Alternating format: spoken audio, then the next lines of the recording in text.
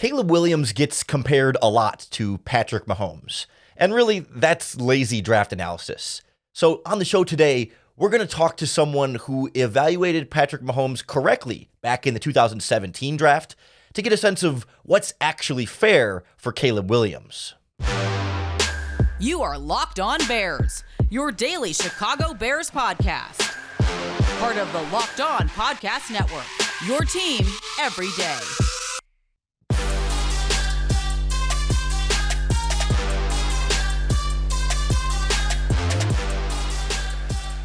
This is Locked On Bears, and I'm your host, Lauren Cox. I'm here to bring you your daily, in-depth Chicago Bears news and analysis. You can follow me on X at CoxSports1. You can follow the podcast at Locked On Bears on all of your favorite social media platforms, including the Locked On Bears YouTube channel, where you can keep up with all of our video podcasts as well. Thanks for making Locked On Bears your first listen today. We're part of the Locked On Podcast Network, your team every day. Today's episode is brought to you by Monopoly Go. I admit it, I have a competitive side, and I'm a big fan of Monopoly Go, the mobile hit twist on classic Monopoly. So join your friends and download Monopoly Go, now free on the App Store or Google Play. On the show today, we're going to be joined by Matt Waldman, a longtime NFL draft analyst who puts out the rookie scouting portfolio. It is the most in-depth draft guide that focuses solely on quarterbacks, running backs, wide receivers, and tight ends. It's over 1,000 pages every single year. He's super good at this, super credible, and one of my favorite people to talk to really ever about football, but especially in the draft season. I know NFL teams, NFL scouts, NFL general managers read and buy his work, and I can't recommend it strongly enough to you as well. And so we're going to talk to him about Caleb Williams, where the Patrick Mahomes comparisons are and aren't fair. Also some Aaron Rodgers comparisons in there. He's going to say a couple other names that might scare you, but trust me, you want to buckle up for the ride here because it will come to a really good place on sort of a fair evaluation of what Caleb Williams is and what he isn't. We'll also talk a little bit about this wide receiver class that Matt is really, really high on, even beyond, like we'll talk about trying to distinguish Marvin Harrison, Rome Odunze, and Malik Neighbors and how you sort of separate, what each guy is good at and what you might want from each guy, but also a couple other guys in this draft that Matt's also really high on and feels like, man, you don't have to get one of those big three. If you like some of these other guys, there's a lot to like from this wide receiver class as well. So I'd recommend pencil and paper, pen and a notepad to take notes because we're going to get into some great in-depth draft evaluation here, and I promise you're going to learn something. Joining us now on the Locked On Bears podcast is Matt Waldman, author of the Rookie Scouting Portfolio. You can find that at mattwaldmanrsp.com. You can follow him on X at Matt Waldman. He's also a senior staff writer for Football Guys, and you can hear him on the RSP cast, where he's breaking down prospects, and also they do a bunch of great videos on YouTube as well, going through the tape. Matt, thanks so much for joining us. I know this is a really crazy time of year for you, but do you get a chance to take a deep breath after you finish a 1,000-page draft guide like RSP, or does it just keep rolling through draft day? Oh no, I mean, it's a little less rigorous. I mean, but it's a fun time to be able to get a chance to talk about all these players in addition to after finishing doing all the research and writing. So, it's a privilege to get a chance to do a show like this and a bunch of other shows where people want you to talk about what your thoughts are on these players. So, that's the awesome part about it. And, I get a little bit more sleep, but that's good too. Well, I really appreciate the sort of long range perspective you have on players too. That's a nice way of saying you're old, but you really have a nice depth of knowledge of all the years you've been doing this when it comes to, players from the past and how they compare to every year's draft class of players. Hey, and listen, before you get too far along here, I'm looking at the top of your head and you're not too far away from me. You're getting a little closer than, I can see there. I remember 30 years ago and how I looked, and it wasn't that much different from you in terms of hair color. So, it sneaks up on you, my friend. I earned and deserved that. So but I wanted to start with Caleb Williams in particular, because obviously, the top of the draft, number one overall pick is always going to be an intrigue there. But for a quarterback prospect like this, that is not that he's something we've never seen before, but he's a combination, and a new combination of quarterback parts when you're building your quarterback Frankenstein here. That's there's not really a great exact one-to-one historical comp. Not that there's ever a perfect for a quarterback, but like with him especially, it's like part of this and part of that. And he's got some of this and some of that, and yet so often the lazy comparison right away is, well, he's just like Patrick Mahomes. He can do this thing like Patrick Mahomes, and therefore like you start to build up this hype and this expectation of like, all right, the Bears are drafting Patrick Mahomes number 1 overall, and that's not realistic. But where do you start to like parse out Caleb Williams' skill set into like things we've seen from other players that kind of be like, well, he kind of does this like that guy and this like that guy, and does, I mean, where does Mahomes fit into that small part of the conversation? Yeah, I mean, let's just start off with player comparisons, because comparisons really on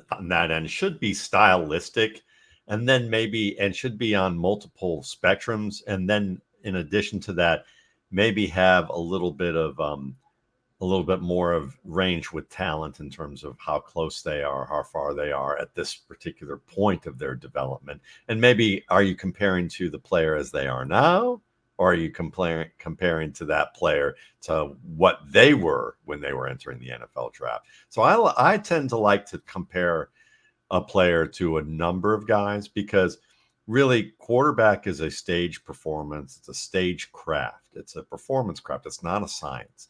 So when you look at stage performers, whether they're comedians or actors or especially musicians, they're influenced by multiple people.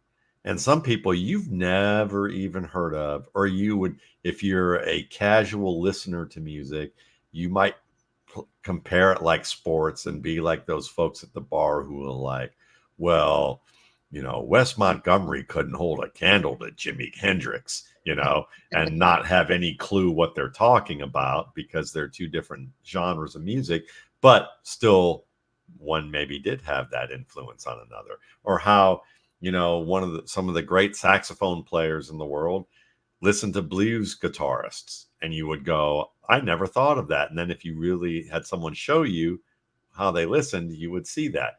But at first you'd hear it, you'd crinkle your brow and maybe, protest. So when I look at a quarterback like Patrick Mahomes or like Caleb Williams, certainly there's some influence of, since Patrick Mahomes got in the league, and you could argue that really since John Elway and Brett Favre and Fran Tarkenton were all in the leagues at different level years, they all started to stretch the boundary of what it meant to throw against the grain and to buy time and to throw into windows that people deemed unsafe, but ended up being safe.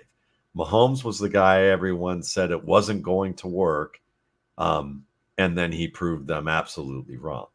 So with Williams, I would argue that the players that he reminds me of are closer to Aaron Rodgers at the peak, in terms of being able to make some of the plays he does. The arm angles and throws that he makes are a little bit more efficient, and they're not as shortstop-like.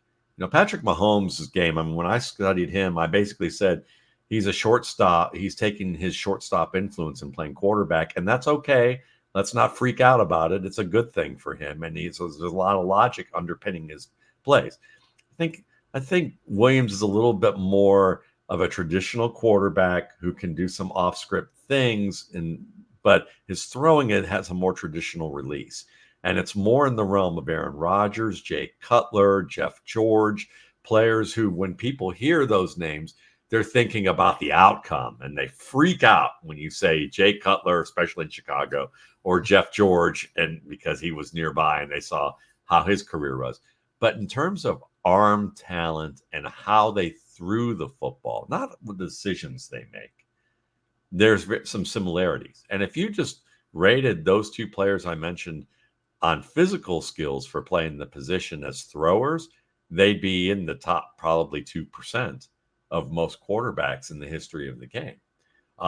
It's just about whether the decision-making development gets better. Aaron Rodgers, it did. There was a bravado with his game that needed a little bit tampered down a bit, and he needed to develop the intellectual side of the game, so that whereas maybe some people think that he sticks his foot in his mouth in the media these days, his game used to stick his foot in his mouth a lot more often before he became a wizened NFL performer. That's fine, And then you look at So you look at Jay Cutler, same kind of thing. He was on his way, and then, Josh McDaniels didn't want him. So the Bears thought they were buying a developed finished product. And Ted Sundquist, the former GM, I remember him telling me, and Brandon Thorne, on air, we knew we didn't have a finished product. Jay knew he wasn't a finished product. But the Bears thought they were getting one. And that became a debacle because they kind of helped ruin Jay Cutler in a sense in that regard. Jeff George, just all talent, but not really the work. When you look at Caleb Williams, you see some of that bravado that Aaron Rodgers had, Jeff George had, Jay Cutler had. But you also see that there's time he's a little bit wiser about how he approaches scenarios. There's times he tries to play hero ball. So a little bit like them, he can lean on his athletic talents. But I think that he's further along, and he's probably a little bit more organizational proof in turn than any other prospect in this class, and enough so that I think that if the Bears have just wised up enough from the Justin Fields debacle that they were largely responsible for, that he could be at least adolescent proof if the Bears organization has basically developed into adolescence as opposed to early childhood. That's such a great way to characterize it. This episode of Locked On Bears is brought to you by our friends at Yahoo Finance, your one-stop shop for all of your financial and investment needs. Let's get straight to the point. You want to grow your portfolio to deal with the rising costs of inflation, to pay off your debt or your mortgage, pretty much anything standing in the way of you and your financial freedom. Well, with Yahoo Finance, you can get access to the news, data, and tools that you need in order to help reach that financial freedom. For more than 25 years, Yahoo Finance has been the brand behind every great investor. Whether you're a seasoned investor or you're just looking for that extra guidance, Yahoo Finance gives you all the tools and data you need, all in one convenient place. They're the #1 finance destination with a holistic look at the financial news cycle, breaking news, original editorial perspectives, analyst ratings, independent research, customizable charts, and so much more. So you're not just getting whatever your brokerage is feeding you. This is everything all at once. But even better, you can link your brokerage accounts for a unified view of your wealth. The comprehensive perspective is what sets apart great investors, and it's how Yahoo Finance ensures you have the insight to look at your wealth in its entirety. So for that comprehensive financial news and analysis, visit the brand behind every great investor, yahoofinance.com. The #1 financial destination, yahoofinance.com. That's yahoofinance.com. I do want to dive into that point a little bit further, though, this idea of like, the influence of the organization and the team, right? Like we talk about trying to turn down a little bit of the hero ball stuff and maybe not try and force so much or put so much on his shoulders at all the time. Like how have we seen quarterbacks do that successfully? Like does it require great coaching? Obviously it requires a little bit of everything, but like, is it more about the coaching? Is it more about the supporting cast of players that he has around there, the organizational stability? And like for Caleb, if he's a little bit more organization proof, what does he need to be his best version of himself in the NFL? Well, he has 2 veteran receivers now who are excellent.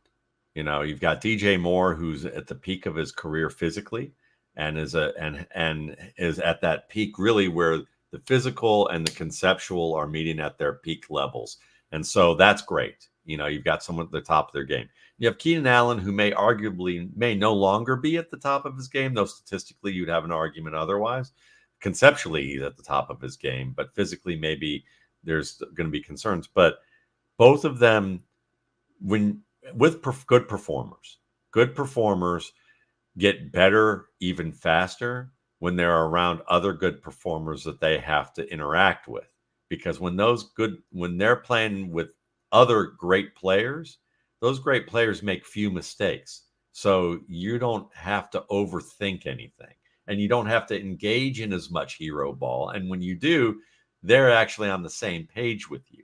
So, Brock Purdy and Mac Jones are great examples of the trading places phenomenon of what Dan Orlovsky said that I agree with, is that and I contributed to scouting reports for Brock Purdy's coach pre-draft, and talked about where I think he was really strong. And Purdy's the type of guy, because he processed well.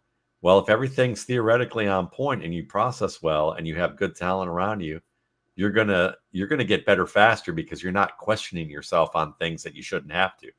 But if you're Justin Fields and you don't have great processing strengths coming into the league, and now you have a bad offensive line and not any really top level receivers to speak of, and your coaching staff doesn't really have a clue as to why we should have minimal protect against Myles Garrett and let him get hit into oblivion, where it's like you got kidnapped, and for 17 once a week for 17 weeks while you're kidnapped, they're slamming your hand into a windowsill about 8 to 10 times. Next time you see a windowsill, you're probably going to break out into a sweat after the police rescued you, if you were lucky enough for that to happen. So it's going to take some time. You may have some permanent PTSD after that, even after some therapy, and that's kind of what happens with quarterbacks. So when you look at Caleb Williams, I think his pocket movement, his ability to buy time and create and read the field is better than Justin Fields was, and he reads the whole field better. But he's had to engage in hero ball because USC's offense last year wasn't what it was a couple of years ago, and so that led to some bad results. But the process oftentimes either made sense or you understood why it went off the rails at times. And I think in Chicago, you want the offensive line to get better. That's going to be an issue still to a degree. And he may have to engage in a little bit of hero ball there. But his receivers, as long as they stay healthy, will be helpful in bailing him out. And he's not going to be worried about receivers, for instance, when he scrambles in a zone, looking at him and him thinking, well, it's open because the receiver looked at me, because it's their job in zone to let me know whether they're in an open area. And then him throw, and it turns out there's a linebacker right in front. And while fans may look at that and go, Justin Fields, you should have seen that linebacker all along. Sometimes it's because their wide receiver, who was a first or second year player or third year player who wasn't all that strong, turned and looked at Justin Fields to indicate he was open when he didn't realize he wasn't.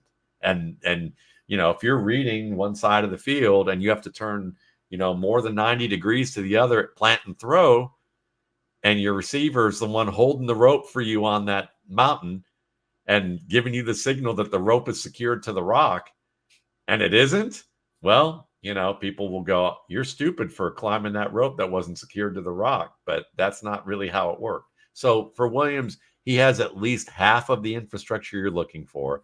And then you hope that the coaches won't put him in scenarios where they're like not giving him a chance to get in and out of alignments or get in and out of plays that don't work, and allow him some of that control. And at least, or be good enough that maybe if he's really struggling, maybe bench him. And instead of doing what, say, a lot of teams do nowadays, which is like what Sam Darnold had to deal with a while back, which was, coke-eyed Adam Gase, basically, looking off onto the sideline as his quarterback's in the sideline saying to him, I'm seeing ghosts. And instead of saying, okay, well, let's take you out, and so we can preserve maybe the potential for you to not overthink things in the future and give you a little bit of a break to watch at least somebody else in there for a bit. No, we're going to keep you in there and ignore you, not talk to you. Have you now wondering what's wrong with your coach or what's wrong with you? Are they planning on cutting you? What's going on? I don't have any answers, because, let's have some dysfunctional communication between your manager and your employee. And I think that's where the Bears, if they've wisened up at all, hopefully they don't take the old school bad school approach. And if they want to take an old school approach in some way, at least they do it with maybe a smarter influences, so that Williams has an opportunity to, if he struggles, they can bench him for a little bit and give him time, while still reassuring him that he's the guy. And if they don't need to bench him, at least that's because their scheme, their wide receivers are better than what it was, and they can continue to work on getting that offensive line. Since you mentioned smarter influences, I'll say it again. Matt Waldman's rookie scouting portfolio is an absolute incredible resource. If you want to see his full breakdown of Caleb Williams, it's 6 pages alone just on the write-up of Caleb Williams, plus the other 1,183 in the PDF as I'm looking through here, breaking down everything from footwork to decision making and on and off platform accuracy. So definitely can't encourage everyone enough to go check that out. But Matt, I wanted to turn to the wide receiver class a little bit here before we let you go. I know you write a lot in your guides every year about how, like, wide receiver rankings and ranking players in general in the draft is kind of fool's errand, and there's so many different variables. So I don't necessarily want to nitpick like the specifics of like how you have Neighbors and Odunze and Marvin Harrison Jr., but I'd be curious if you could sort of differentiate those three for us. I think there's sort of this idea that there's the big three wide receivers in this draft class, and like you get any of the three of them, you're good to go. They're all going to be great number one receivers. But like, I think that oversimplifies the nuances in between, like how each of them wins and what they're successful with at that position. Yeah, I think that's a great way of putting it, because you have to remember the NFL draft cycle with media, including myself, we're not scouting for a specific team. We're team agnostic. So as a result of that, what the Bears may need differs greatly from what the Vikings may need or the Browns may need or whatever team you're looking at wide receiver. So you look at these three players at the top of the board for most everybody. You have to understand that some teams maybe are looking for a big-bodied ball winner at the boundary who can stretch the field and get late separation, who tracks the ball really well against tight coverage, and you can use him to win on play action passing and contested plays. And I think that that's something that Marvin Harrison Jr. absolutely provides. But at the same time, if you're looking for him to be a yards after the catch demon who can make defenders miss who are unblocked and have angles on him and have great stop-start ability, or maybe even win consistently right now, I mean, maybe in a year or two, but if you look for someone to win consistently right now against press man coverage, Marvin Harrison Jr. may not be your guy compared to what you see from Rome Odunze or Malik Neighbors. He's a guy that maybe can give you some big slot production, but if you're looking for a flanker who's going to give you yards after the catch, he's not your guy, Now, Rome Odunze could probably play all three positions for you. Do you necessarily want him to be a slot receiver? I'd say not with his speed and his size. You probably also see him as a split end, but you can move him around the formation to be a flanker to start with. And if that's easier so that you can get him on the field to give you strong production right away because you have a good split end who's going to be lined up tight to the line and there's going to be a defender jamming him, and that guy can win that way. Whereas with Odunze, you can say he can win sometimes, but not as often. But if he's backed up a few steps behind the line and doesn't have to deal with that immediate press, and we can get that kind of value out of him right away because of his route running and pass catching, we don't have to worry as much about him beating the top corner. Well, we get a 2-for-1 because he can play all three positions, but we can get a value from more as a flanker, whereas maybe Harrison isn't as strong there. And then when you take a look at a player like Neighbors, he can play all three positions with equal aplomb. He's very strong at the catch point like the other two. He's just not as big. So if you're looking for the big boundary winner, he's not going to give you that. But can he do some of those things if you need him to? Absolutely. And he may run routes better than the other two I would say at least against Marvin versus Marvin Harrison by at least a moderately strong margin. He's a better route runner in terms of the breadth and depth of route running skill that he has at this stage. And then after the catch, he and Odunze are probably the best. And so you could see how he might fit into multiple organizations' plans, because we're not just talking about who they have right now, but who's going to be there next year or 2 years down the line, and how they foresee, where they're growing with that. And if they see Marvin Harrison as or Rome Odunze as their future, number one split end, like say Devontae Adams, the guy that I think he's easy comparison to in terms of stylistically and where he could go in terms of talent. Well, if you can't use him right away there because you have a good split end, again, you can use him at flanker or as a big slot in certain scenarios and have multiple receivers on the field and help your offense right away. Whereas with Marvin Harrison, maybe it doesn't help you as much if you already have a good split end, like a Mike Williams, for instance, maybe before his injury at the top of his career, or T. Higgins, or somebody along those lines, where you go, we already kind of have somebody there. Maybe Harrison will be better, but are we really going to bench a player we're paying a huge contract to, and so that we can put this player on the field? Or would it be better for us to draft another receiver who can give you close to that production of what Harrison's going to provide down the line, but we can also use them in tandem, and we could put Odunze in maybe the Jamar Chase role, more often to the T. Higgins type of player we had. We're just talking about these players being in different teams than they really are. Sure. This episode of Locked On Bears is brought to you by our friends at Monopoly Go. If you're like me, you play games with friends, you really want to win, right? You get a little bit competitive even when the stakes aren't all that high. And that's what makes Monopoly Go so much fun for me. I'm sure you've heard of it. It's been downloaded over 150 million times. It's a great twist on the classic Monopoly game, except this way you play on not one, but hundreds of Monopoly boards in crazy locations. You can build up amazing cities that bring you big money. But the best part really is messing with your friends, right? You can charge them rent on properties just like in the classic Monopoly, but then you can also heist their vaults of riches for yourself and get their money. And they've got leaderboards that show you who the biggest Monopoly tycoon is. It's not just your competitive side that loves it, though. You can also team up with your friends and work together with them and people all around the world in timed tournaments that earn huge rewards. So get in the game and join your friends or take them down. Download Monopoly Go, now free on the App Store or Google Play. Yeah, so I'm curious then how you take those three compared to some of the rest of the receiver class. Right? I think there's this perception that, nationally that like, if you don't get one of those three wide receivers, then there's a big drop off before everyone else. But I kind of get the impression that you're a little bit higher on the likes of, especially I think Xavier Worthy and Brian Thomas and even Keon Coleman, like some of these guys, the next receivers in this draft class that maybe are a little bit closer to the top than from your perspective, from your opinion or your perspective, than maybe what nationally they're getting the same recognition for. Well, nationally, they said that there was a big drop off between Dalton Kincaid and Sam Laporta. If Sam Laporta was even the number 2 or number 3 or number 4, number 5 guy, so, and I'm sure that your division mate, Jaden Reed and Jordan Addison, weren't considered as good as they actually were by a lot of people nationally. So, national, whatever. I look at it this way from my perspective.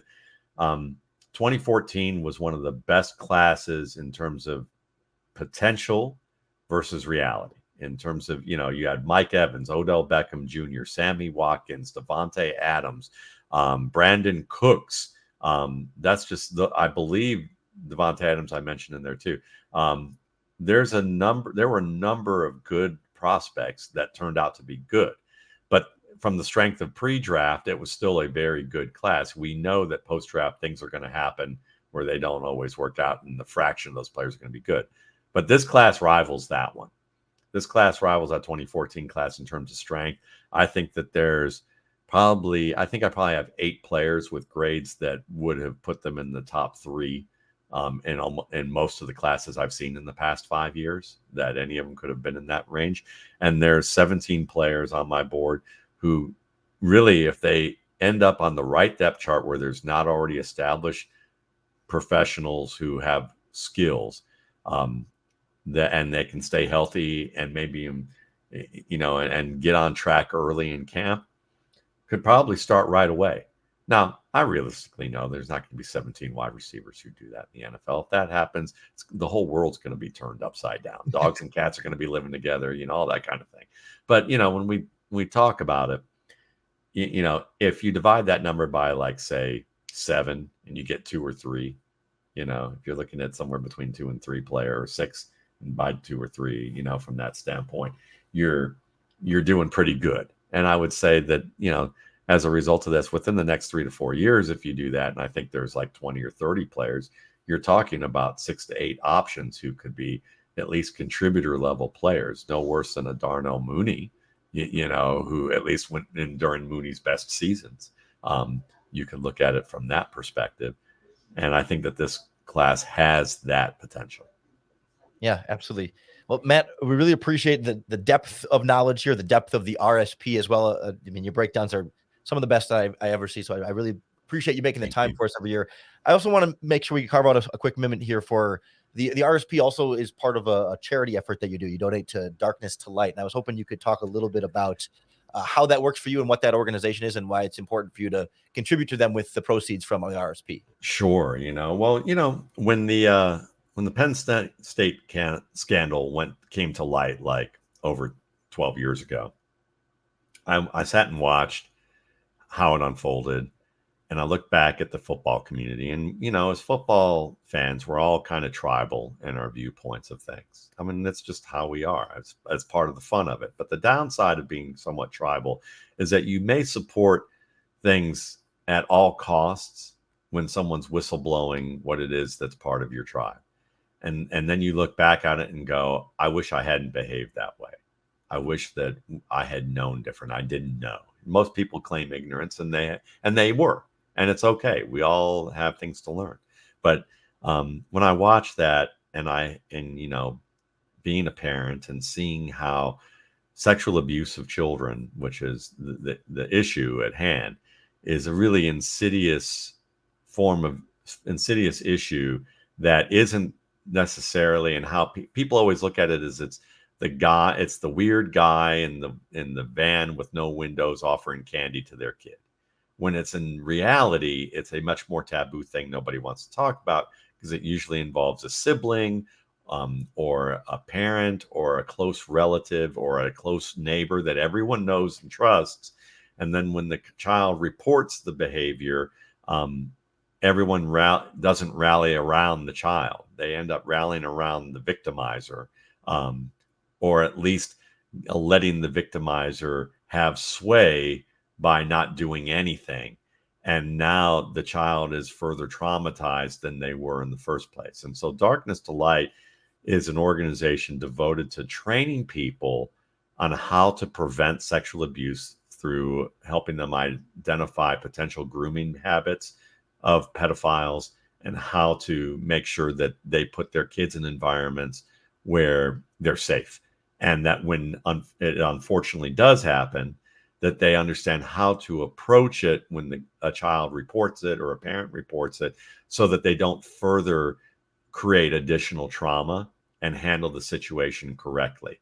Because when you think about our societal ills, alcoholism, drug abuse, runaways, all trafficking, all sorts of things like that, a lot of it does stem in sexual abuse of children. That's usually one of the root causes, and it happens way more often than we want to talk about, because it's a very uncomfortable subject. So the RSP has been giving back since around the Penn State scandal, and up to about $5,000 for each year, and has given over $65,000 since that time. We're going to be giving over $70,000 this year, because we'll be giving another $5,000 out now, looking at where we're at.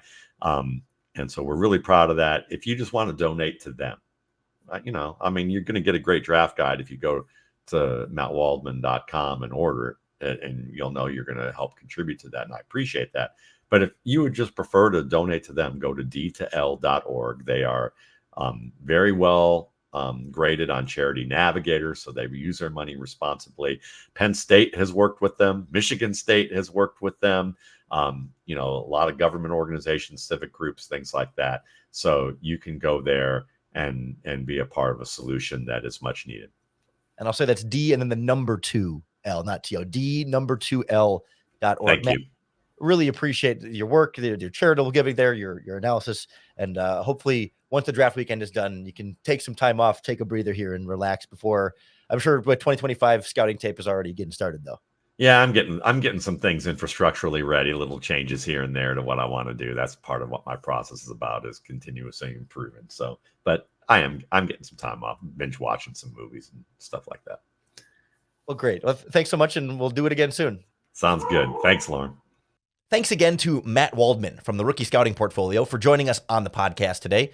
If you enjoyed our conversation, maybe learned a thing or two, make sure you hit that subscribe button on YouTube or wherever you listen to the podcast, because that's going to be the best way to keep up with all of our daily, in-depth Chicago Bears news and analysis. Again, you can find Matt Waldman's RSP over at mattwaldmanrsp.com. I purchase it every year and cannot recommend it highly enough. We're just Well, less than a week away from draft day now. Next week is our last week before the draft, so we're going to make sure you are ready to go. We're going to look at some of the sleepers in this upcoming draft of who the Bears should go after. On Monday, we're going to go through best case scenarios. How could this draft go in the best way possible? Last Monday we looked at worst case scenarios. This Monday we're going to do best case scenarios in our last mock draft Monday before draft day. So come on back for that. And then, of course, we're going to break down every single pick as it comes along. We'll probably do a bonus podcast on Saturday, if not a Sunday podcast as well, and just kind of keep things turning in our post-draft process. We'll talk to some of the other Locked On Podcast Network hosts from our college channel at the schools of the players that the Bears draft. Certainly, we're going to talk to our friends at Locked On USC about Caleb Williams and everyone else the Bears draft. So we're going to get to know the prospects the Bears actually take after the draft comes around. So there's so much more going on even after draft day right here on Locked On Bears. So make sure you keep tuning in, keep making us your first listen each and every day. And in exchange, I promise to always give you another opportunity to bear down.